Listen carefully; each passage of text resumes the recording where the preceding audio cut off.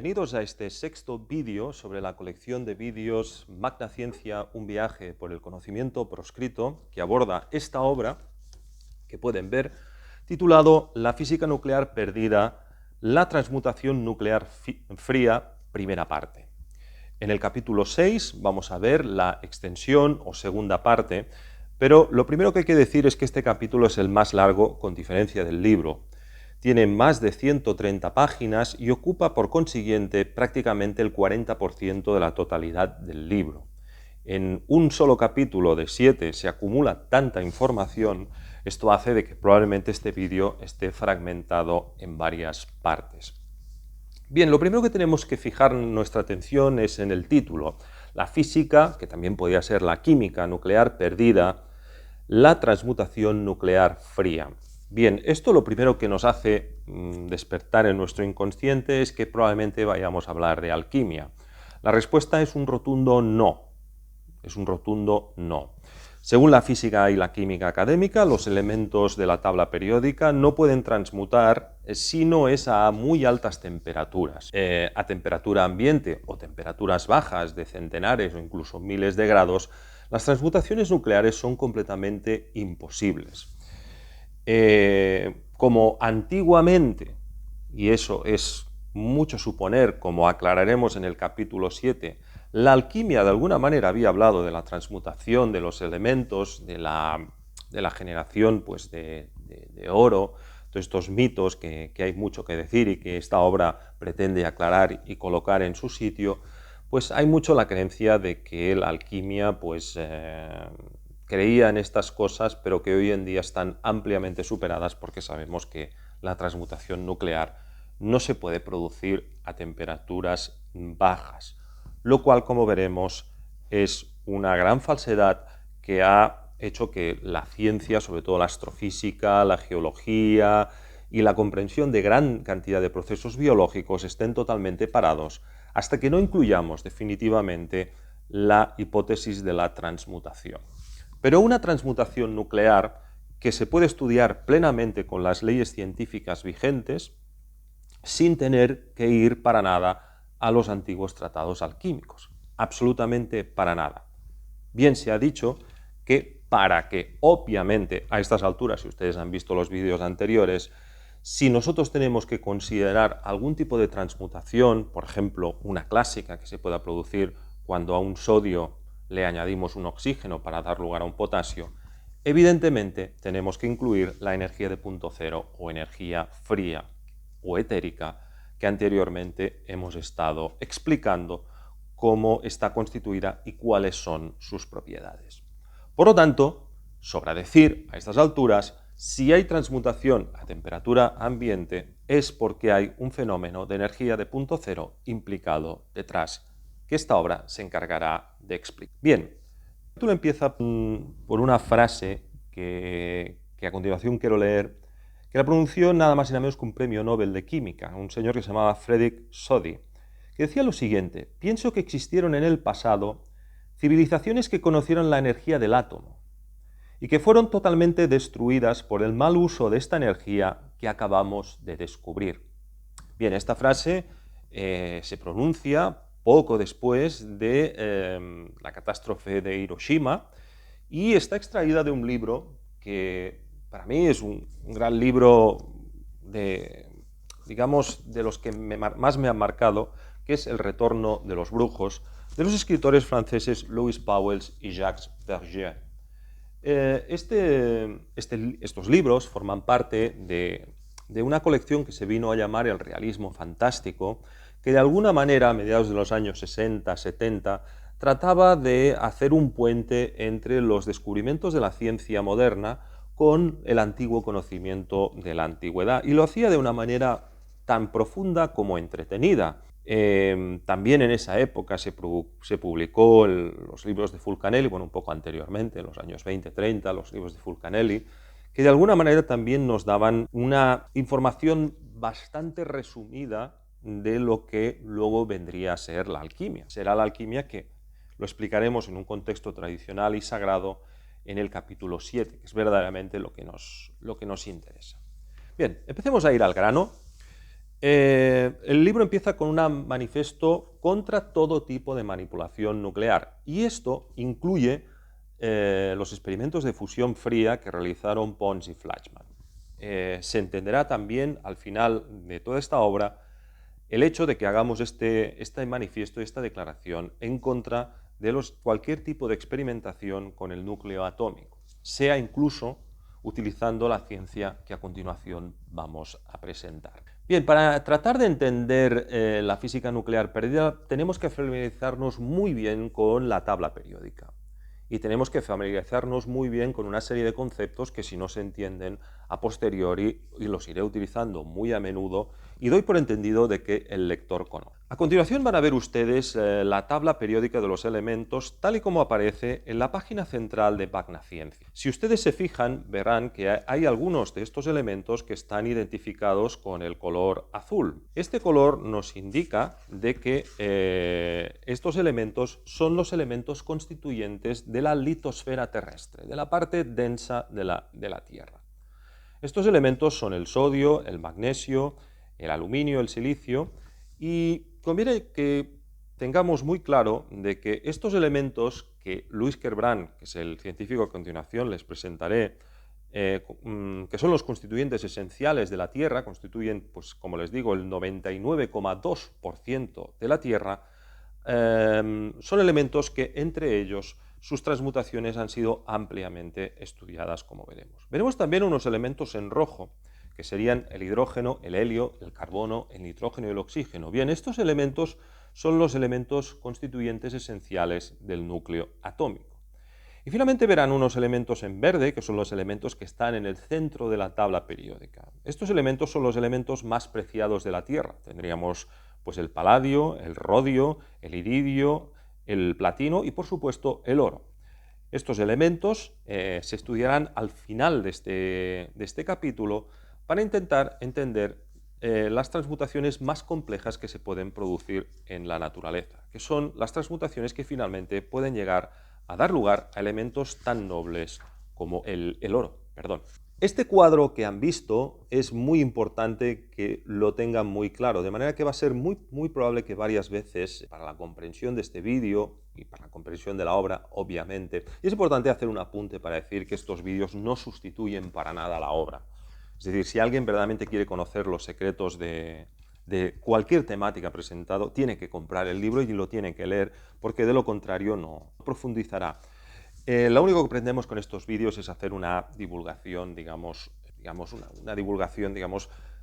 para que la gente se pueda hacer una idea de lo que se habla, pero realmente hasta que no se lee y no se ven todos los enlaces, no se comprende en profundidad la obra. Bien, como les decía, los antiguos alquimistas tenían muy claro que los elementos podían transmutar bajo la acción de una fuerza natural, de una fuerza vital. Pero esta visión empezó de alguna manera a ser cuestionada por un gran científico, que fue Antoine Lavoisier. Supongo que todos ustedes habrán escuchado alguna vez, por más de letras que sean, y perdonen la pequeña broma, la frase de que la materia o la energía ni se crea ni se destruye, tan solo se transforma. Bueno, esta frase la empezó a pronunciar el señor Lavoisier. Anteriormente, para intentar explicar la combustión de una sustancia sólida, se tenía una teoría muy compleja que se llamaba la teoría del flogisto. Entonces vino Lavoisier y lo que dijo es, no, todo es mucho más sencillo. Lavoisier se dio cuenta de que cuando quemaba una determinada sustancia, todos y cada uno de sus átomos constituyentes que aparentemente desaparecían, en realidad eran extraídos en forma de gas. De manera que cuando nosotros contábamos la cantidad de átomos que habían en la madera, más la cantidad de átomos que habían, es decir, antes, más la cantidad de átomos que habían en la ceniza y en el humo después, esos átomos siempre eran exactamente los mismos. Es decir, no se puede destruir un solo átomo. El átomo se puede transformar, sus reacciones químicas se pueden producir, sus enlaces se pueden destruir y se están destruyendo para volverse a construir millones de veces en cualquier ser vivo, millones de reacciones químicas que se están produciendo y eso es lo que constituyen, pero el núcleo atómico permanece, digamos, intacto y el átomo en cuestión es indestructible. Bien, esto empezó a ser cuestionado cuando se descubrió la radioactividad. Cuando se descubrió la radioactividad, se empezó, por parte de Madame Curie, se empezó a ver que efectivamente sí es verdad que el núcleo atómico se podía fusionar o fisionar. Pero ahí es donde la física, si ustedes vuelven a ver ahora una vez más el cuadro químico de los elementos de la tabla periódica, se dijo que solamente los elementos de número atómico superior al número atómico 83, que es el del bismuto, que está al lado del plomo, que sería el 84, el polonio,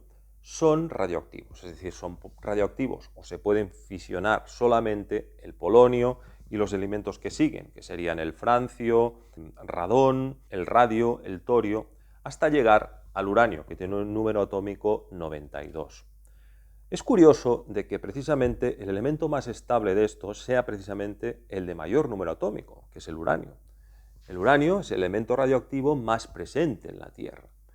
Y aunque, como digo, a pesar de su radioactividad, pues es un elemento que si comparamos su poder destructivo con el polonio o con el radón, pues es muy inferior. De manera que el uranio es un elemento radioactivo, sí, pero relativamente estable. Luego la física a posteriori solamente ha descubierto que hay 3 elementos o 3 isótopos, y doy por supuesto de que ustedes saben lo que es un isótopo. Si no saben lo que es un isótopo, por favor paren el vídeo y miren la información en Wikipedia. No puedo explicarles lo que es un isótopo porque nos daría mucho tiempo.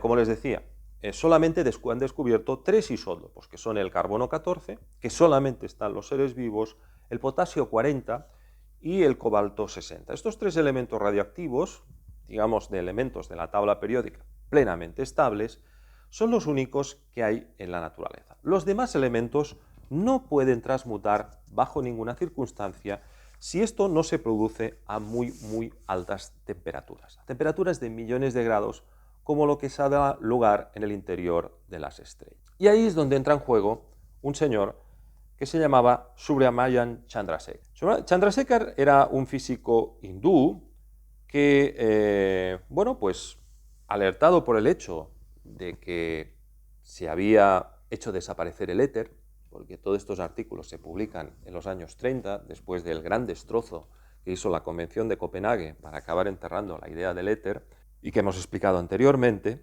pues como de alguna manera había que explicar por qué hay tantos elementos en nuestra Tierra y de tan diferente peso atómico, Chandrasekhar se inventó una hipótesis que luego ha calado muy fondo. Esa hipótesis que ustedes han escuchado de que somos polvo de estrellas, una frase muy repetida por parte incluso de la comunidad New Age. Bueno, esta afirmación es rotundamente falso. Los elementos de la tabla periódica, el sodio, el magnesio, el potasio, el calcio, el hierro, todos estos elementos tan presentes en la Tierra han sido generados en el interior de la Tierra.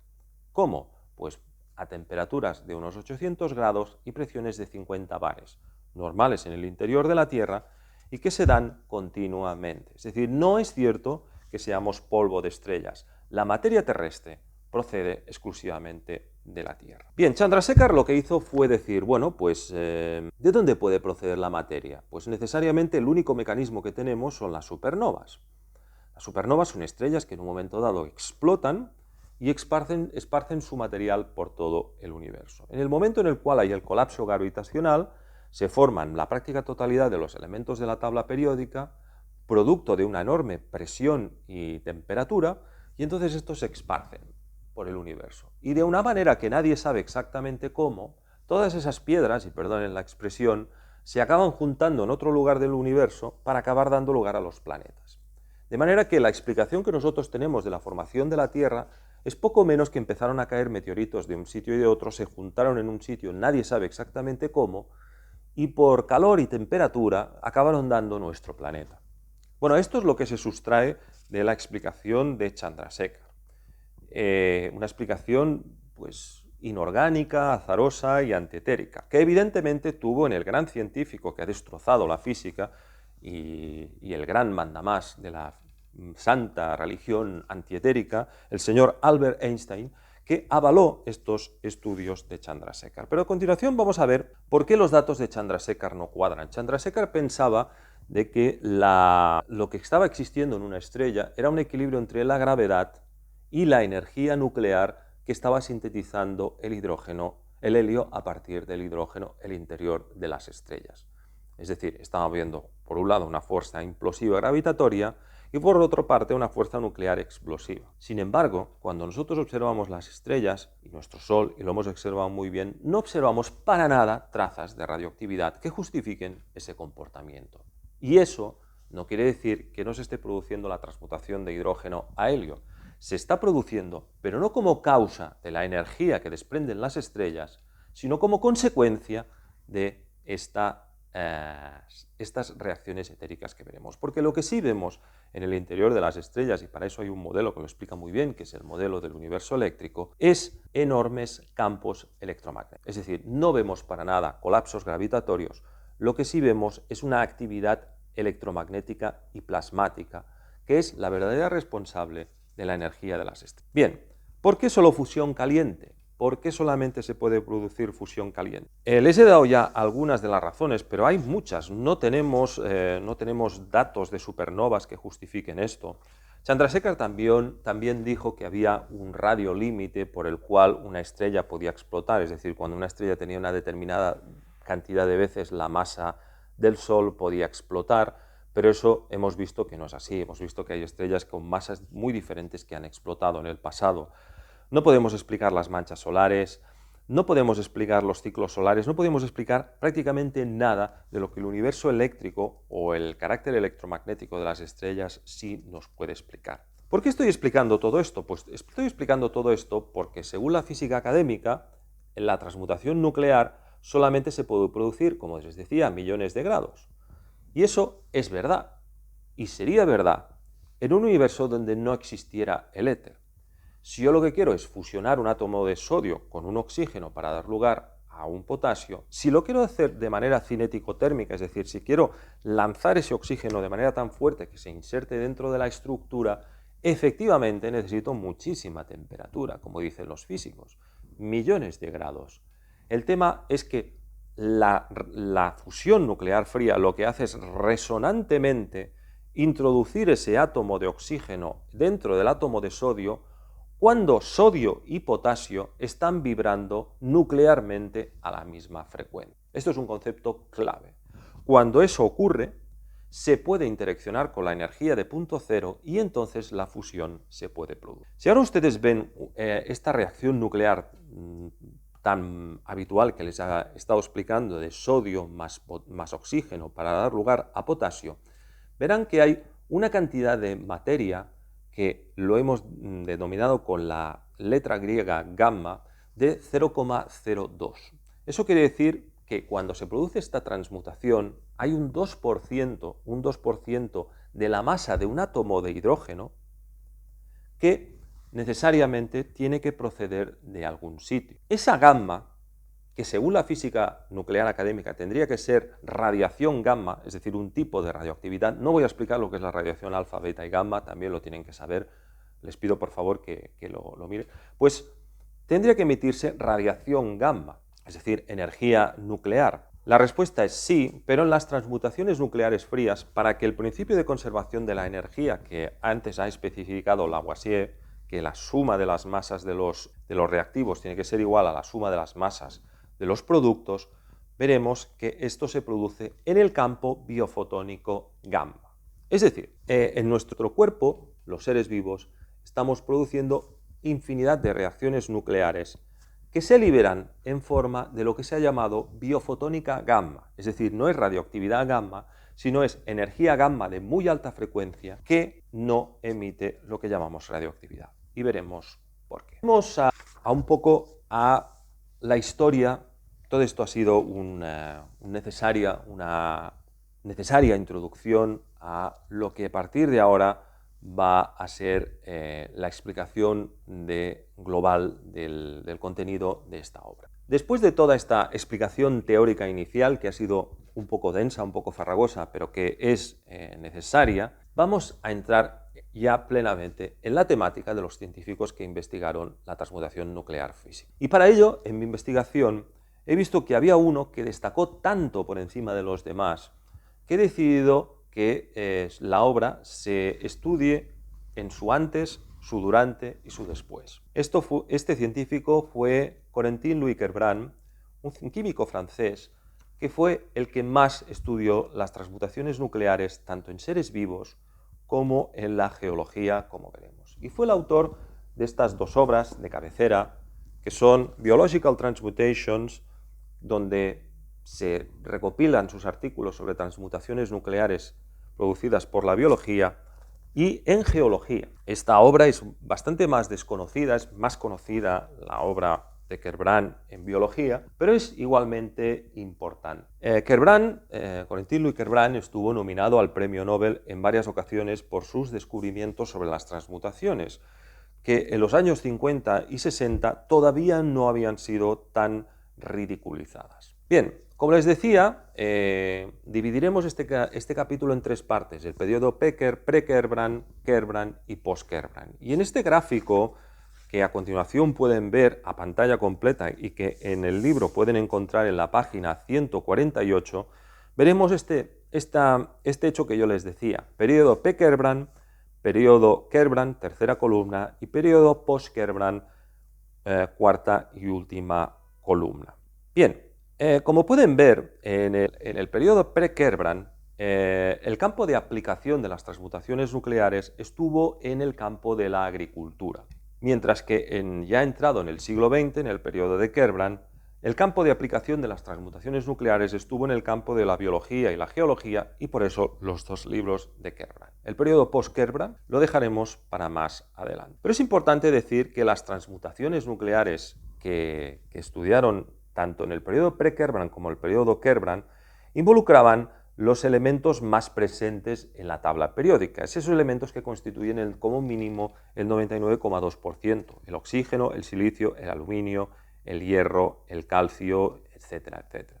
Lo pueden ver en un gráfico que está también en la página 148. Para entender, vamos a situarnos ahora, por tanto, en el periodo pre-Kerbrand, en un periodo que cubriría desde el siglo XVII hasta el siglo XIX, empezado el siglo XX. En los antiguos tratados de agricultura tenían muy claro de que un terreno que era ausente de potasio, de magnesio, de calcio, de cualquiera de estos elementos, al cabo de un tiempo podía tener una gran cantidad de uno de estos elementos en detrimento de una gran carencia. Entonces los antiguos tratados de agricultura tenían muy claro de que este hecho se producía. Por ejemplo, Jean-Baptiste Bourg-Helmont, en el siglo XVII, plantó un sauce en un tiesto de barro que contenía 90 kilos de tierras sacadas de un horno y que durante 90 años no alimentó más que con agua de lluvia o agua destilada, es decir, aguas que tenían muy poca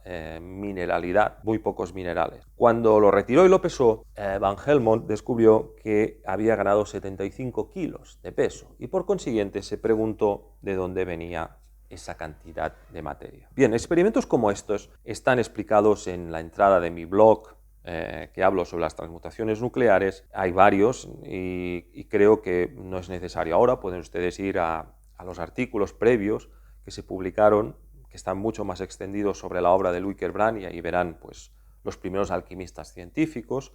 Pero solamente quiero destacar a uno, que fue Nicolas Vauquelin. Nicolas Vauquelin fue el opositor a Lavoisier.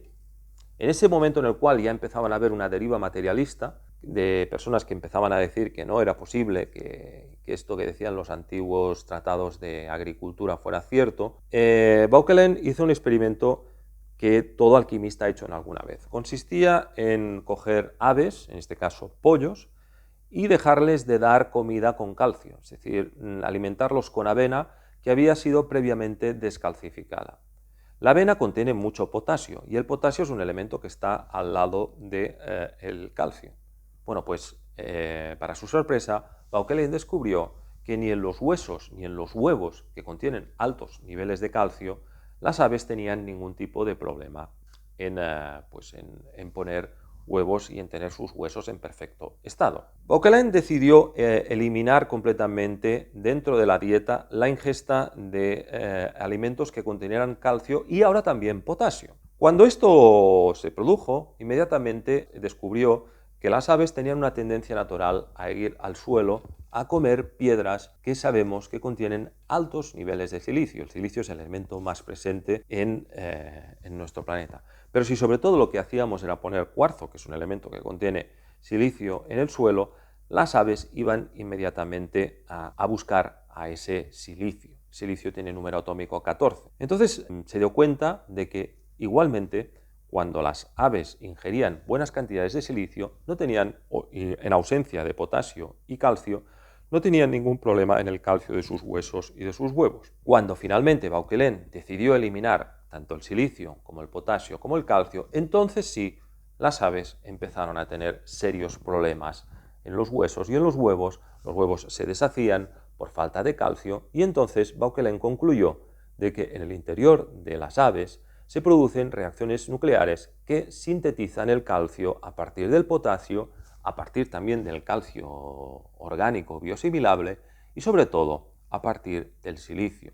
De manera que Vauquelin tenía claro de que el potasio, cuando se le sumaba un hidrógeno, 19 más 1, 20 calcio, y el silicio, silicio más carbono, 14 más 6, da lugar a calcio 20. Es decir, tenía claro de que se tenían que estar produciendo estas mismas reacciones nucleares que cuando nosotros hacíamos un balance de masas en la Tierra, inmediatamente veíamos que esto se producía. Como les decía, pues hubieron varios que replicaron experimentos parecidos, William Prout, Lampadius, Albert Thayer, en fin, hay una Preus, sobre todo, los seguidores de digamos, de toda la tradición romántica de la ciencia alemana, pues tenían muy claro de que, por ejemplo, hay un ciclo que está muy establecido, que es que el silicio, que es un elemento, digamos, constituyente o arrancador de la vida, tendría en el calcio su elemento relantizador de la vida. Por eso los huesos están hechos de calcio, para luego ir a otro ciclo, que sería el ciclo del hierro, que vuelve a ser un activador de la vida. Es decir, el carbono, la transmutación silicio más carbono para dar lugar a calcio y calcio más carbono para dar lugar a hierro, crea un círculo de arranque de la vida, relantización de la vida y arranque de la vida. Esto es algo que la medicina antroposófica, por ejemplo, conoce muy bien,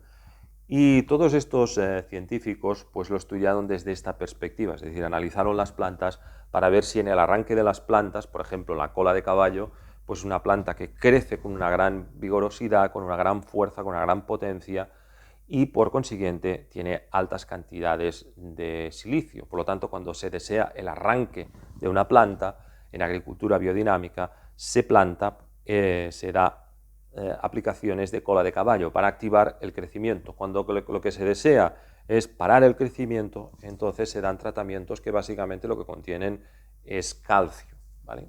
Y con esa manera el crecimiento de la planta pues se detiene, ¿no? Llama particularmente la atención una especie que se llama la tilandasia o musgo hispánico. Esta es una especie que sabemos que puede crecer en un hilo de cobre sin tocar el suelo. Es un caso excepcional de resistencia de la vida, de esta sempiterna fuerza que tiene la vida para crecer. Y lo curioso del caso es que cuando uno combustiona esta planta y analiza sus cenizas, pues se da cuenta de que no hay prácticamente nada de cobre y sin embargo hay grandes cantidades de hierro. Por consiguiente, llegamos a la conclusión de que para obtener su energía, la tilandasia transmuta el cobre en níquel, el níquel en cobalto y el cobalto finalmente en hierro. Por lo tanto, tendríamos dos visiones. La visión de Lavoisier, que es una visión que es cierta, la materia no se crea ni se destruye, pero que debe de ser ampliada por la visión de Vauquelin. Vauquelin lo que decía es que cuando entra en juego la vida, los núcleos atómicos pueden fusionarse o fisionarse. Y ahí es donde tenemos que poner nuestro foco de atención en la actividad microbiológica, porque veremos que son las levaduras y los hongos microbiológicos los responsables de estas transmutaciones nucleares. Por consiguiente, cuando nosotros sabemos que tenemos más bacterias que células propias, tenemos 2 kilos de biótopos bacteriológicos en nuestro cuerpo, sabemos o tenemos que poner nuestro foco de atención en que es la actividad microbiológica la que acaba produciendo estas transmutaciones, como veremos. Por lo tanto, tenemos un periodo anterior a Louis Kerbrand, donde a través de la agricultura vimos gran cantidad de pruebas de estas transmutaciones. Es importante decir que estas pruebas se tenían que hacer intentando no ser muy reduccionistas, porque la naturaleza es muy compleja y se necesita de una gran complejidad, ¿no? Si somos demasiado reduccionistas, pues estas transmutaciones pues, no se producen. Saltemos, por tanto, ahora ya a estudiar la obra de Corentin Louis Kerbrand. En el cuadro que pueden ver a continuación, van a ver cómo hay varios elementos, todos ellos entre ellos interrelacionados. Del carbono saltamos al oxígeno, del oxígeno saltamos al silicio, del silicio, por añadidura de otro carbono, saltamos al calcio, del oxígeno más el oxígeno damos lugar al magnesio, el cual puede dar lugar al sodio, al potasio y al calcio a través de este ciclo que podemos ver aquí. Este ciclo es muy importante porque esto está cubriendo, como les decía, más el hierro, el 99,2% de los átomos de la litosfera. ¿Cuáles fueron las investigaciones de Louis Kerbrand? Louis Kerbrand determinó que habían 4 tipos esenciales de transmutación. La transmutación por añadidura de un hidrógeno, la transmutación por añadidura de un oxígeno, la transmutación por añadidura de un carbono y la transmutación por añadidura de un helio. Por tanto, se podía sumar un átomo, 8 números atómicos, 6 números atómicos y 2 números atómicos. Pero Kerbrand se dio cuenta de que la transmutación muy prima hermana era la del hidrógeno o la del oxígeno. De hecho, a 37 grados, que es una temperatura, que es la temperatura de los seres vivos, la transmutación del sodio se puede producir tanto sodio más hidrógeno para dar lugar a magnesio, como sodio más oxígeno para dar lugar a potasio. Y estas dos transmutaciones son primas hermanas unas de las otras. Pero vamos a centrar nuestra atención en la primera transmutación que estudió, que es la transmutación silicio más carbono da lugar a calcio. Para ello les pediría que se fijen en el gráfico que a continuación aparece, donde vemos las columnas del templo de Angkor Wat. Las columnas del templo de Angkor Wat en Camboya están hechas principalmente de cuarzo.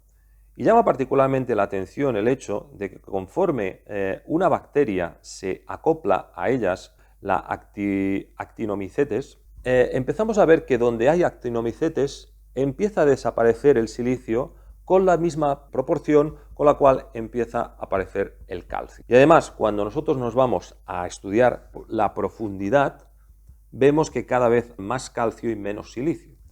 Por tanto, Kerbrand empezó a ver de que en los templos de la antigüedad, por ejemplo, esto también lo veo en la Catedral de Estrasburgo, que también está hecha de cuarzo, empezó a ver que en las zonas donde esta bacteria aparecía, con la misma manera con la que desaparecía el silicio, aparecía el calcio en una proporción exacta. Por ejemplo, en el caso de Angkor Wat, pasábamos en el cuarzo limpio con unas proporciones de un 63% de silicio a un 35,8%, en detrimento de un aumento del 1,4 de calcio al 17,3. Cuando uno hace el balance másico, ve que efectivamente estas bacterias tenían que estar haciendo esta transmutación que había sido ya anunciada, como decía, por Vauquelin. Vauquelin fue el primero en darse cuenta de que en la síntesis del calcio el elemento esencial era el silicio por transmutación con el carbono. Las dos transmutaciones que pasó a estudiar ampliamente Louis Kerbrand se produjeron en el desierto de Argelia, porque Kerbrand se dio cuenta de que estas bacterias que estaban realizando la transmutación de sodio más hidrógeno para dar lugar a magnesio y sodio más oxígeno para dar lugar a potasio, se producían a los 37 grados. Es decir, él ya vio que estas levaduras que a continuación podemos ver, que son las Aspergillus niger, el Penicillium criagenium, las Saccharomyces cerevisiae y otras levaduras estaban produciendo estas transmutaciones. Estas levaduras y estos hongos son típicos de nuestra flora bacteriana. Estaban produciendo estas transmutaciones a 37 grados. Entonces, Kerbrand decidió desplazarse a una zona donde la temperatura durante 4 meses del año es superior ampliamente a esos 37 grados. Esas temperaturas se dan en el sur de Algeria y ahí es de sobras conocido la ingesta de sal que se produce por parte de los trabajadores que trabajan en el desierto, de cantidades de sal, como les decía, de cloruro de sodio, para enfriarse o para reducir su temperatura corporal, ¿no? Entonces fue Kerbrand ahí donde se dio cuenta de que cuando la temperatura del ambiente empezaba a superar los 37 grados, y esto ocurría más o menos pues, a mediados de mayo hasta finales de septiembre, la ingesta de sodio aumentaba, es decir, la ingesta de sal aumentaba, y lo que observábamos en la orina era una mayor presencia de potasio. Es decir, cuando nosotros analizábamos las orinas antes de la temperatura de 37 grados, observábamos amplias presencias de sodio, mientras que cuando la temperatura subía por encima de los 37 grados, empezábamos a ver cómo la presencia de potasio en la orina se disparaba hasta llegar a su cenit con la máxima temperatura.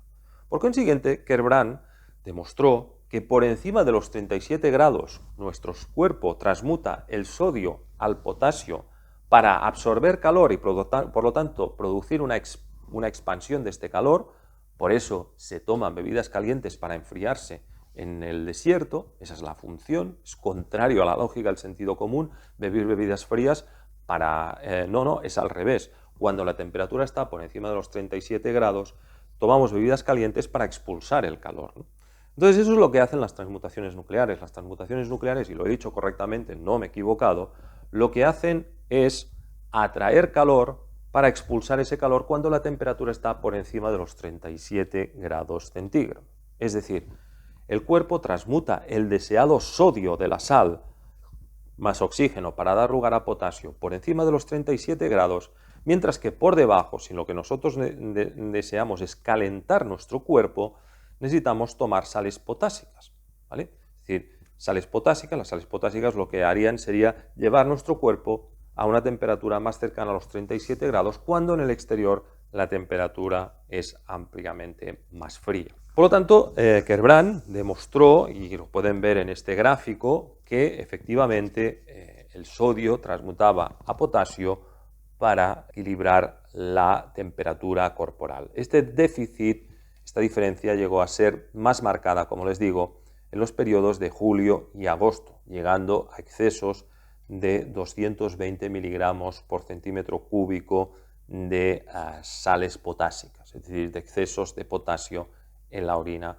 cuando la temperatura superaba eso. Por ejemplo, también hizo experimentos con peces para comprobar este hecho, y también comprobó cómo cuando la temperatura, cuando habían pasado 72 horas, los peces habían transmutado una parte de la sal del agua en cloruro de potasio, mientras que con respecto a un control, que sería el cloruro de calcio, pues las cantidades no habían cambiado. Por consiguiente, el cloruro de sodio se convertía en el combustible que los peces necesitaban para mantener su temperatura corporal.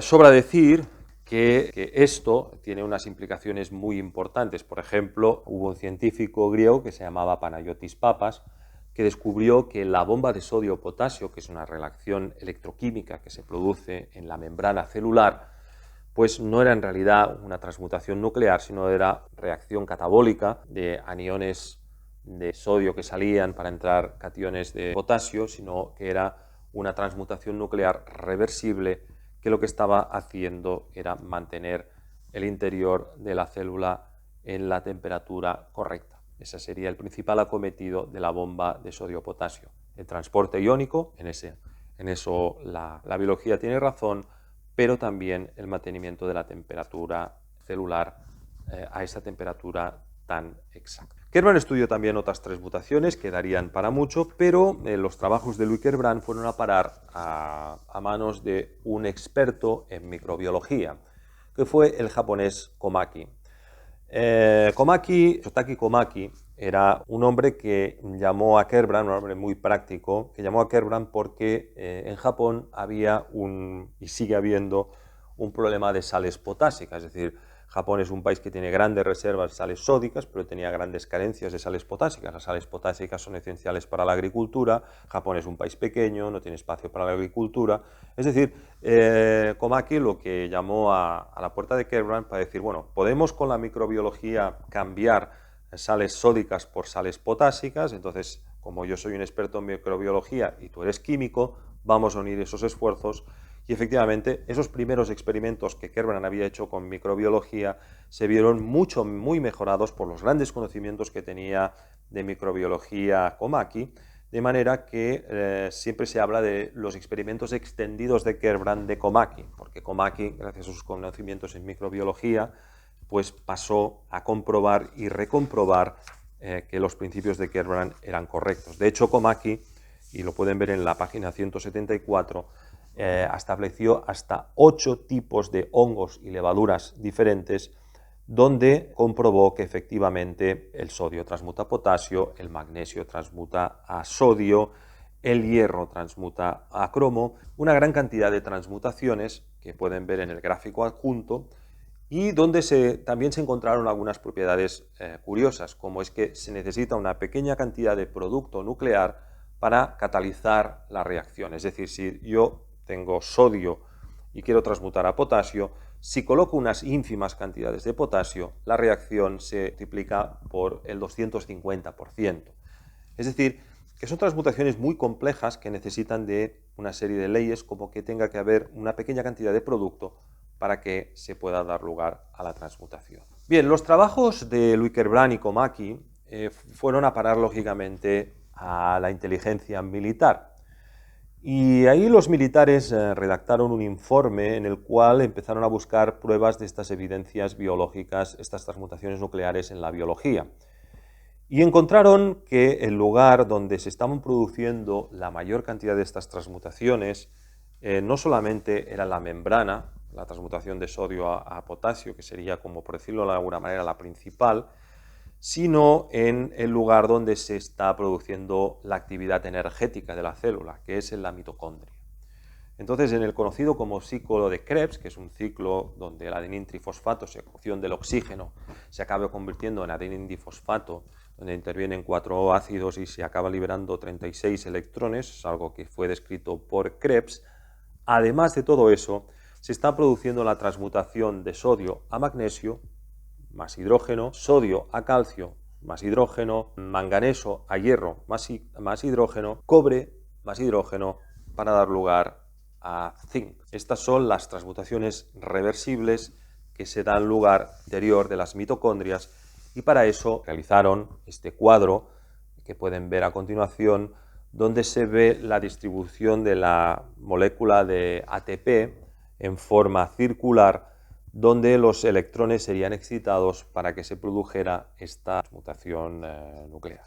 Bueno, el paper es un paper donde finalmente, un paper que estuvo durante muchos años siendo secreto, los militares reconocen que Louis Kerbrand tenía toda la razón y que este hecho clave puede explicar una gran cantidad de fenómenos biológicos. Esto nos lleva a algo que para mí es muy importante. Aunque parezca que el tema de las transmutaciones nucleares es un tema denso, complejo y teórico, cuando nosotros lo comprendemos bien, pasamos a entender una enorme cantidad de procesos biológicos, y sobre todo podemos pasar a entender por qué nuestras células son máquinas de punto cero, porque básicamente la energía principal la obtienen por transmutación. Por ejemplo, uno de los grandes enigmas que veremos cuando veamos la obra de Wilhelm Reich, porque aquí todo está relacionado, es cómo los biones podían dar lugar a las bacterias. Las bacterias tienen ADN, por lo tanto necesitan azufre y fósforo. Entonces, ¿cómo podía ser que elementos que no tenían azufre y fósforo pues pudieran dar lugar a ADN? ¿Vale? ¿Qué podía hacer que eso fuera posible? Bueno, pues la respuesta sería las transmutaciones nucleares. Es decir, si había por ahí trazas de silicio, por transmutación se podía generar ese fósforo y ese azufre que necesita nuestro ADN para funcionar. Por lo tanto, algunas de las pruebas que se han presentado para la ridiculización de las ideas de la generación espontánea de vida, que serán ampliamente estudiadas a posteriori a partir de la actividad de lo que se han venido a llamar los biones, las microcimas, en fin, tiene varios nombres por parte de todos los que lo investigaron, de cómo estas diminutas partículas brownianas podían dar lugar a estructuras complejas. No se puede entender si no se entiende las transmutaciones biológicas. Como les decía, hay otra obra de Louis Kerbrand que para mí es tan importante como la obra biológica y que fue muy desconocida, que es la obra geológica de Louis Kerbrand. Louis Kerbrand se daba cuenta de que las hipótesis de Chandrasekhar eran muy endebles, porque Chandrasekhar, una de las cosas que decía es de que los elementos más pesados, como el plomo, tenían que estar en el interior de la Tierra, pero en realidad nosotros encontramos elementos pesados en cualquier zona. Es decir, hemos explorado hasta 15 kilómetros de profundidad y hemos visto la misma trazabilidad. Por lo tanto, los elementos más pesados no están en el núcleo, los están generando continuamente en nuestro planeta. Explicar esto es largo, es complejo y vamos a ir dando pistas, pero Kerbrand hizo un experimento que para mí tendría que haber cambiado completamente la historia de la geología. Kerbrand se concentró en los cráteres de impacto que hay en Bélgica, en la región de Charleroi, donde un meteorito estalló hace años. Y entonces lo que se observa es que cuando estalló ese meteorito se produjeron temperaturas de 2000 grados durante varios días, como si fuera el equivalente de varias explosiones nucleares. Habían, dos tipos de granitos: granitos piroxenos, que se dan lugar en la zona donde estalló y cayó el meteorito, y granitos anfíbolos que se dan lugar, que están más por fuera, ¿no? Entonces, la diferencia es que en la zona de los piroxenos, donde hubo la explosión, durante varias horas la temperatura subió por los 2000 y pico grados, mientras que en las zonas limítrofes, las zonas donde estaban los granitos anfíbolos, pues esa temperatura no se dio. Entonces, Kerbrand tuvo la idea de introducir un granito anfíbolo dentro de un horno y simular estas presiones y temperaturas que se dieron lugar cuando se dio la explosión, el choque del meteorito, ¿no? Entonces lo que estuvo es sometiendo ese granito anfíbolo a presiones que fueron llegando hasta los 50 bares, que por otra parte son típicas del interior de la Tierra, y se fue subiendo su temperatura hasta los 850 grados, desde los 400 hasta los 850 grados. Al cabo de 8 horas solamente, Kerbrand demostró que un 1,5%, nada despreciable, de los elementos que formaban parte las rocas, los minerales anfíbolos, habían transmutado en exactamente la misma proporción que los había transformado en piroxenos. Es decir, había un 1,5% de silicio que había transmutado a aluminio, un 2% de magnesio que había transmutado a calcio, un 2,5% de cromo que había transmutado a hierro y finalmente una parte de hierro que había transmutado isotópicamente y que por eso hecho había pasado de hierro 2 a hierro 3, a óxido de hierro 3, de manera que las masas cuadraban y el balance de masas era plenamente estable. Esto llamó la atención de un geólogo ruso que se llamaba Kololkov, que presentó estas tesis en un congreso de geología muy importante y que fueron recibidas con gran sorpresa. Es decir, este hombre estaba demostrando. Además, luego Kerbrand se desplazó a varios cráteres de impacto en Canadá y efectivamente observó el mismo comportamiento. Es decir, observó que cuando yo someto una roca granítica, que es una roca ígnea, una roca que sabemos que se forma en el interior de la Tierra a profundidades entre 15 y 20 kilómetros por fisión, por temperaturas de 800 grados y presiones de 50 bares, pues en pocas horas, en escasas 8 horas, un 1-2% de los átomos pueden transmutar entre ellos. Por tanto, si sabemos que estas temperaturas en el interior de la Tierra son tan habituales y tan normales, los elementos de la tabla periódica se están generando en el interior de la Tierra sin necesidad de millones de grados ni de otras consideraciones académicas. Por tanto, a 800 grados, algo de interacción con energía de punto cero se está produciendo. Esa es curiosamente la temperatura en la cual los metales ferromagnéticos pierden su temperatura de Curie, y luego veremos por qué este dato es importante, pero en el interior de la Tierra a 800 grados, en el momento en el cual se empiezan a producir estados preplasmáticos, las transmutaciones se producen, y por eso cuando hay erupciones nucleares se producen arcos voltaicos tremendos. Ahí les pediría que vieran la parte del capítulo anterior, cuando hablábamos de las tecnologías del hidrógeno, y que vieran pues, lo que ocurre con el hierro cuando nanogotas de agua a 600-700 grados provocan las descargas eléctricas. Es decir, a 800 grados y presiones de 50 baros se producen reacciones eléctrico-plasmáticas que pueden producir la interacción con la energía de punto cero y ser las responsables de la formación de toda nuestra litosfera sin necesidad de esperar que ninguna estrella explote y nos mande su material. Bien, hay más pruebas en geología. Como les decía, pues estaría pues, la prueba de las bacterias que se dan lugar en los templos de Angkor Wat y de la Catedral de Estrasburgo, y varias pruebas más. También hay otra prueba interesante que se presenta en la página 183, cuando se estaban haciendo pruebas militares en Argelia, en esa época cuando Kerbrand fue a Argelia. Argelia todavía era propiedad del gobierno francés. Se hicieron una serie de explosiones, una famosa se llamaba el accidente de Beryl, fue una prueba militar. Entonces Kerbrand comprobó de que cuando se producían estas explosiones en el interior de cuevas, explosiones que daban lugar también a temperaturas y presiones muy parecidas a las que se producen cuando estalla un meteorito, pues había una caída de la presencia de silicio en detrimento de un aumento de la producción de aluminio.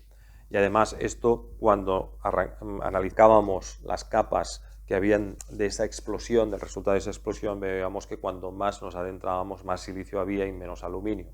Ergo, por consiguiente, a una temperatura de 800 grados y una presión de varios kilobares, la transmutación del silicio al aluminio se produce. Y esto nos indica que en el interior de la Tierra esto está ocurriendo, porque cuando nosotros lo simulamos con una explosión, este hecho se produce. Hasta aquí la primera parte. Como les decía, hay que leer el libro porque es un tema complejo. Yo se los he presentado de forma resumida. Si les gusta el vídeo, por favor denle un like, compártenlo en las redes sociales. Les agradecemos sus comentarios, nos agradecemos su apoyo. Visiten artursala.com y nada, les esperamos ahora en la segunda parte de este vídeo, donde trataremos las transmutaciones nucleares por encima de la zona de Luckerbrand y vamos a ver qué hay de cierto en la transmutación de oro, si es posible la transmutación de oro y otros elementos preciosos. Muchas gracias por su atención, espero que este vídeo haya sido de su agrado y les esperamos en el siguiente vídeo de Magna Ciencia, un viaje por el conocimiento proscrito.